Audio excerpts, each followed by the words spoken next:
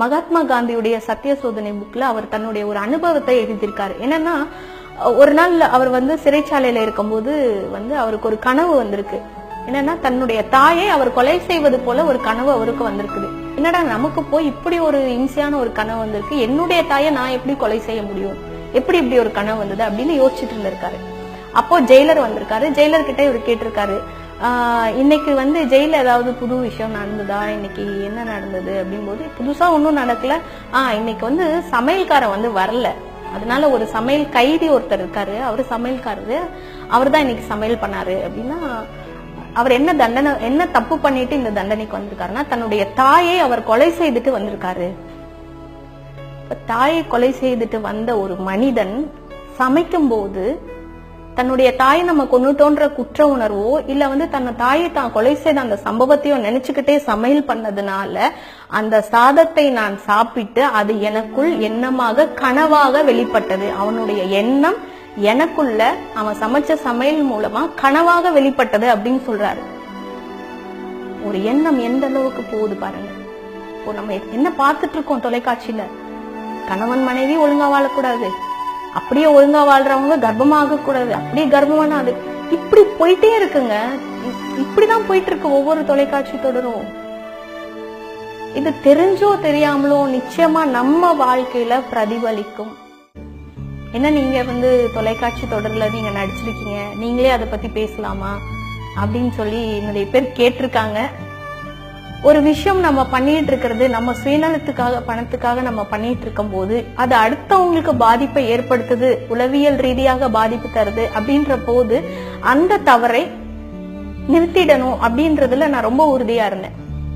என்னன்னா, ஒரு சீரியல்ல அப்பதான் தம்பிக்கு ஆக்சிடென்ட் ஆயிருக்கும், கிளிசரின் போடுவோம், அழுவோம், அவன் ஐசியூல இருப்பான், அழுது முடிப்போம்.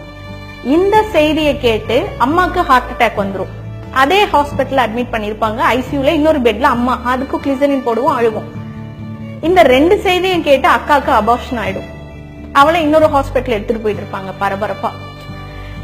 இது எப்படின்னு பாத்தீங்கன்னா, இப்போ ஒரு பரபரப்பா இருந்தாதான் அந்த தொலைக்காட்சி தொடரை பாக்குறவங்க பாக்குறீங்க அப்படின்னு அடுத்தடுத்து இந்த மாதிரி விஷயங்களே தான் கொண்டு போயிட்டு இருக்காங்க. நீங்க எந்த ஒரு சீரியல் ஆரம்பிங்க, நீங்க பகல்ல போடுங்க இல்ல இரவுல போடுங்க, இந்த மாதிரி பரபரப்பா தான் போயிட்டே இருக்கும். ஒரு அன்பா சமைச்சாங்க, சாப்பிட்டாங்க, தூங்குனாங்க, சந்தோஷமா இருந்தாங்க, ஒரு நல்ல செய்தி சொன்னாங்க, இப்படின்னு நீங்க எதா ஒரு தொலைக்காட்சி தொடர்ல நீங்க எடுத்து பாத்தீங்க அப்படின்னா நிச்சயமா எதுலயுமே இருக்காது.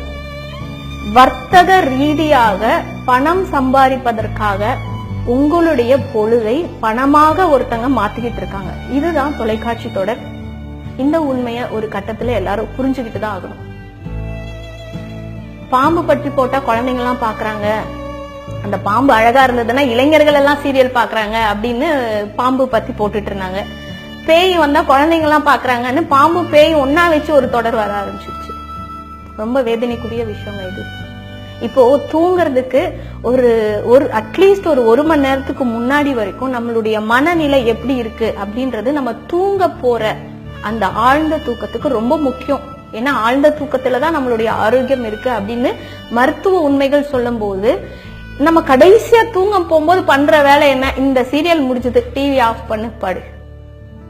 நீங்க வேணா ஒரு டெஸ்ட் பண்ணுங்க, ஒரு வாரத்துக்கு எந்த தொலைக்காட்சி தொடரும் பார்க்காம இருங்க. அது பைத்தியம் பிடிச்சிடும், ஏன்னா பழகிடுச்சு நமக்கு. குடிகாரன் குடிக்காம இருந்தா எப்படி அவனால முடியாதோ அந்த மாதிரி ஒரு தொலைக்காட்சி தொடர் பார்க்காம இருங்க ஒரு வாரம் அப்படின்னா அதுவே ஒரு பெரிய தண்டனை.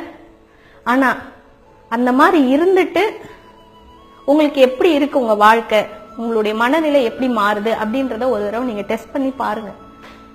எப்ப பார்த்தாலும் பரபரப்பு, அப்பதான் டிஆர்பி ஏறும், அப்பதான் அந்த சீரியலோட போட்டி போட்டா இந்த சீரியல் இதே லெவல்ல இருக்கும், இந்த சீரியல் இதெல்லாம் கொண்டு வரானா நம்ம சீரியல கொண்டு வா, இப்படி போட்டி போட்டு உங்களுடைய நேரத்தை பணமாக மாத்துவது மட்டும் இல்லாமல் உங்களுக்கு மன உளைச்சலையும் உங்களுக்கே தெரியாம பல நோய்களுக்கு அடிப்படை காரணமாகவும் தொலைக்காட்சி தொடர்கள் இருக்குது.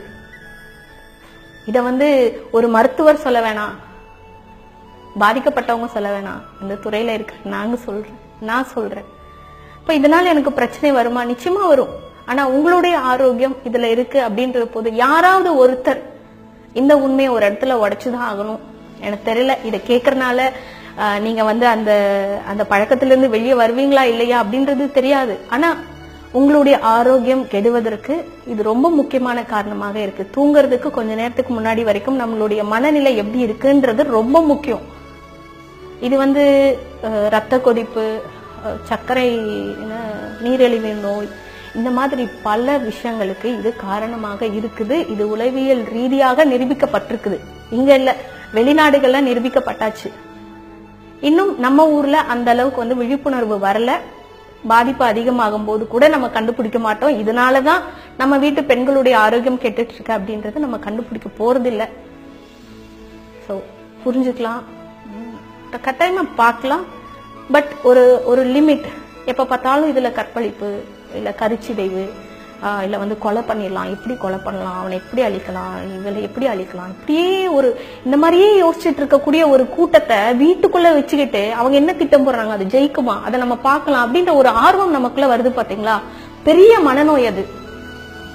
உண்மையாலுமே ஒரு மனநோய். ஒருத்தர் அழியறத நின்று வேடிக்கை பாக்குறது, அது தொலைக்காட்சியா இருந்தாலும் சரி, சினிமாவா இருந்தாலும் சரி, சமூகத்துல நம்ம கண்ணு முன்னாடி நடந்தாலும் சரி, அதை நின்று வேடிக்கை பாக்குற நம்ம உண்மை.